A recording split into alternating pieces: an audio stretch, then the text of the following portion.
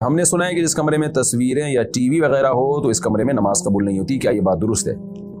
देखिए, जहाँ तस्वीर इज्जत के साथ लटकी हुई है, कोई भी तस्वीर, अब्बा दादा की तस्वीरें लोग दीवारों पे लटका देते हैं, तो उसूली तौर पर तो उस कमरे में दाखिल होना भी जायज़ नहीं है।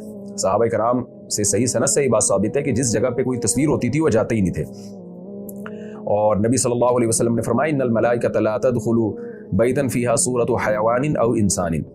जिस कमरे में इंसान या जानवर की तस्वीर हो तो वहाँ फरिश्ते भी दाखिल नहीं होते। तो असल तो मसला यही है कि जहाँ तस्वीर बाकायदा, ये नहीं कि जो अखबारों में नीचे तस्वीरें पड़ी हुई होती हैं उनकी बात नहीं कर रहा, जो प्रॉपर बाकायदा किसी ने अपने अब्बा दादा की तस्वीर लगाई हुई हो या कोई मुजस्मा लगाया हुआ हो, तो ऐसी जगह पे जाना ही जायज़ नहीं है। लेकिन बहुत से उलमा का मौक़िफ़ ये है कि अब इसमें इब्तिला बहुत ज़्यादा हो गया। इब्तिला का मतलब अब इससे बचना तकरीबन नामुमकिन है।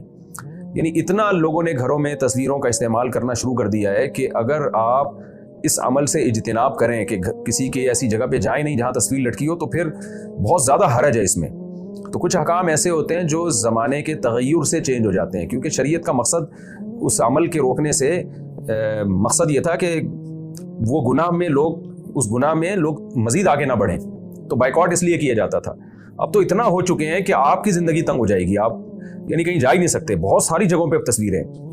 तो इसलिए एहतियात बहरहाल इसी में है कि ना जाएं, और अगर कोई मजबूरी हो, ज़रूरत हो, तो फिर गुंजाइश भी है जाने की। लेकिन इतना ज़रूर कर दिया करें कि जब किसी तस्वीर वाली जगह पे किसी भी ज़रूरत से जाना हो तो अहले खाना को तंबीह ज़रूर कर दिया करें। मौका जैसे ही मिले उनको बता दिया करें कि भाई ये जो आपने दीवारों पर तस्वीरें लगाई हुई हैं ये शरीयत में जायज़ नहीं है, बस इतना कह दें, ताकि वो ये ना समझें कि ये इस अमल को जायज़ समझते हैं। बाकी उस जगह नमाज़ पढ़ना भी जायज़ नहीं है, क्योंकि गुनाह वाली जगह है। लेकिन फिर वही बात आ जाती है कि आप अगर, यानी बाज़ दफ़ा नमाज का टाइम होता है और होटल में तस्वीर लगी हुई है या किसी घर में तस्वीर लगी हुई है, आप उसको हटाएंगे तो मालिक जो है गुस्सा हो जाता है। तो फिर मजबूरी में आप पढ़ लें वहाँ, क्योंकि मजबूरी है। हम लोग जब इटली गए तो वहाँ इटली में जब हमने होटल में स्टे किया ना, तो वहाँ बड़ी बड़ी तस्वीरें लगी हुई थी दीवारों पर ना, और तस्वीरें भी बड़ी बेहुदा किस्म की थी। तो हमने क्या किया, हम तीन दोस्त थे, तो हमने उन तस्वीरों के ऊपर कपड़ा डाल दिया ताकि उन तस्वीरों को छुपा दें हम, और फिर हम नमाज भी पढ़ते थे और रहे भी वहीं पे। तो क्या हुआ है कि जी जो होटल का जो भी मैनेजर था ना, जब हमसे रेंट वसूल करने के लिए आया, हम फजर की नमाज पढ़ रहे थे, जब वो आया तो उसने हमें नमाज पढ़ता हुआ देखा और थोड़ा खुश भी हो रहा था। पता नहीं क्यों खुश हो रहा था, हम तो समझ रहे कि शायद नमाज की वजह से खुश हो रहा है। और देख रहा है तस्वीरों पे ऊपर जो है ना, हम लोगों ने वहीं होटल में जो बिस्तर की चादरें थी वो तस्वीरों पे डाली हुई हैं।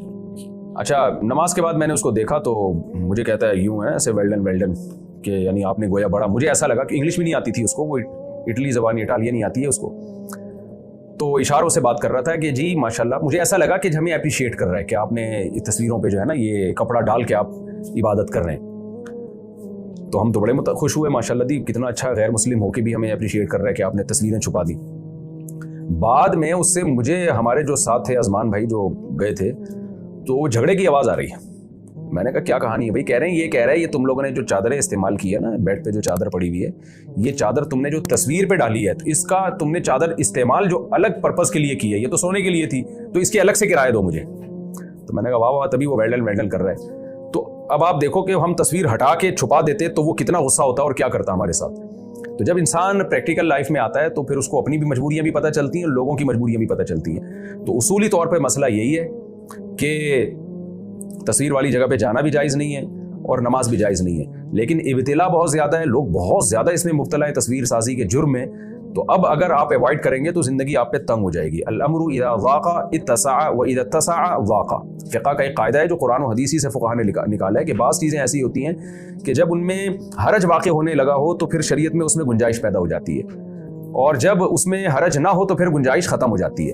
तो तस्वीर का मसला भी इन्हीं मसाइल में से है कि इब्तिला बहुत ज़्यादा है। तो हत्तल इम्कान कोशिश करें ऐसी जगह पे नमाज भी ना पढ़ें और जाएं भी नहीं, मजबूरी हो तो फिर गुंजाइश है।